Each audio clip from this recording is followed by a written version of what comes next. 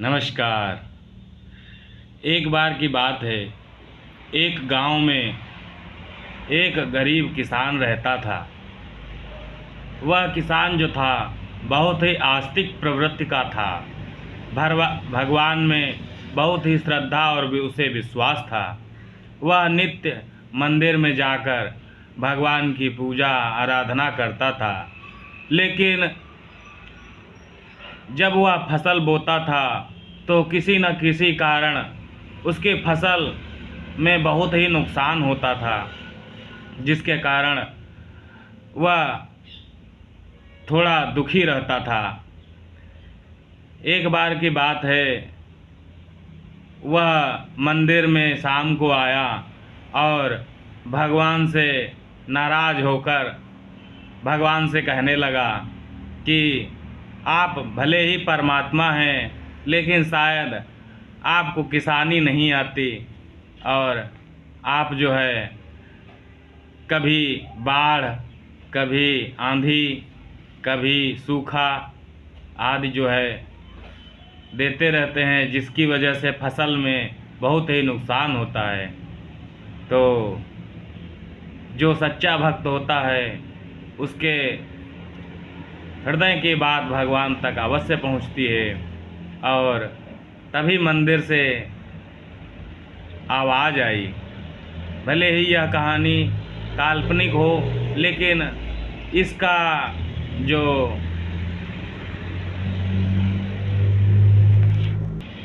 भावार्थ है वह बहुत ही सोचने समझने और अपनाने वाला है।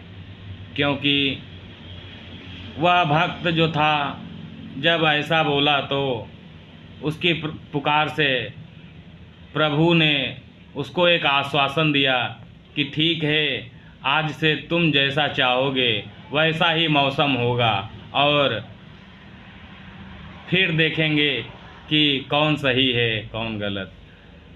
अगले दिन से वह बहुत प्रसन्न था। उसने फसल बोई, जैसा चाहा वैसा उसका मौसम हुआ। जब चाहा पानी आया, पानी की बारिश हुई। जब चाहा तब धूप, जब चाहा तब जैसा चाहा बादल घिरे रहे, बढ़िया छाँव जैसा मौसम रहा। उसकी फसल लहलहा गई। गेहूं की फसल थी, बहुत ही मोटे मोटे उसमें बाल आए, पूरा भरा खेत था। यह देखकर किसान जो था बहुत ही प्रसन्न और खुश था कि अब बताएंगे परमात्मा जी को, परमात्मा को दिखाएंगे कि किसानी ऐसे की जाती है। और कुछ समय बीतने पर वह फसल जो थी पक के तैयार हो गई। किसान बहुत प्रसन्न था। फसल काटने गया, फसल काटी, उसके बाद जब दौनी करने लगा तब वह अपना छाती और माथा ठोक कर बैठ गया और देखा कि गेहूं की बाल तो बहुत मोटी मोटी थी, लेकिन गेहूं के बालों के अंदर एक भी दाना नहीं था। यह देखकर बहुत ही वह आश्चर्यचकित हुआ।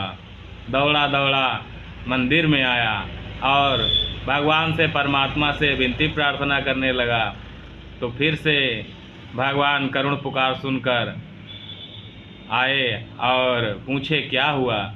वह बोला, किसान बोला कि भगवान, इतना बढ़िया सब फसल हुआ, लेकिन उसके फसल के अंदर, बाल के अंदर एक भी गेहूं का दाना नहीं है, ऐसा क्यों है। तब भगवान बोले कि तुमने उस फसल को जो है थोड़ा सा भी संघर्ष नहीं करने दिया, और जिसकी वजह से उसमें जो बल आना चाहिए, बीज आना चाहिए, वह अंकुरित ही नहीं हो पाया। जब तेज हवा से उसे तपाया नहीं, जब आंधियों से उसे गुजारा नहीं और अपने पैरों पर खड़ा ही नहीं होने दिया, तब उसमें बीज आएगा कैसे और पराग कणों का निर्माण होगा कैसे, जब आंधियों से उसे बचाए रखा। यह सब सुनकर किसान समझ गया कि भगवान जो भी करता है, जो भी संघर्ष देता है जीवन में, वह जीवन के लिए ही बहुत ही उपयोगी होता है। क्योंकि बिना संघर्ष के किया हुआ जीवन एवं एकदम खोखला होता है। उसमें पुरुषार्थ का गुण उभर नहीं पाता और जो संघर्ष करके जीवन में आगे बढ़ता है वह जो है बहुत ही आगे तरक्की करता है, क्योंकि जब अंधेला होगा तभी प्रकाश का आनंद लिया जा सकता है, और जब गरीबी होगी तभी धन का स्वाद आएगा, और जब दुख होता है तभी वास्तविक सुख का पता चलता है। आप देखिए, आपके जीवन में सुख ही सुख हो तो आप उस सुख से भी परेशान हो जाएंगे। तो इसीलिए संघर्ष और कठिनाइयाँ ही वास्तविक जीवन का रस प्रदान करती हैं। जब चढ़ाव और उतार, जाड़ा गर्मी, सूरज और चंद्रमा दोनों बनाए गए हैं, यह दुनिया दो से मिलकर बनी है, इसीलिए दोनों को साथ में लेकर चलें तभी वास्तविक जीवन का आनंद मिलेगा। तो यह कहानी हमें बहुत कुछ शिक्षाप्रद प्रेरणा स्रोत है कि संघर्ष, जितना ही कठिनाइयाँ जीवन में आएंगी उनको कठिनाइयों की तरह नहीं बल्कि हमें अपनी सीढ़ी और यात्रा की भांति देखना चाहिए कि हमें आगे बढ़ने के लिए परमात्मा यह कठिनाई दे रहा है कि जब भी कठिनाई आती है तो हम और ऊंची छलांग लगा के आगे ऊंचे उठ जाते हैं। तो जैसे सोना को तपाकर ही उसमें सोना को कुंदन करके पीट के कूट के ही उसके वास्तविक निखार को लाया जाता है, उसी तरह जब भी जीवन में संघर्ष होता है तब भी हमें उस संघर्ष को जितना ही झेलते हैं, जितना ही उन चुनौतियों का सामना करते हैं, उतना ही जीवन में निखार और उत्थान होता है। उनसे डरना घबराना नहीं चाहिए और उनका डट कर सामना करना चाहिए।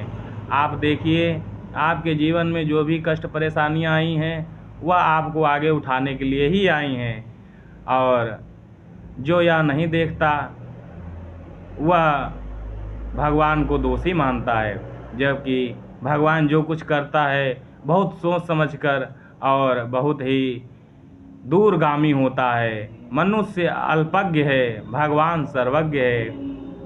तो यह कहानी बहुत ही शिक्षाप्रद थी, इसको अपने जीवन में अवश्य धारण करें। धन्यवाद।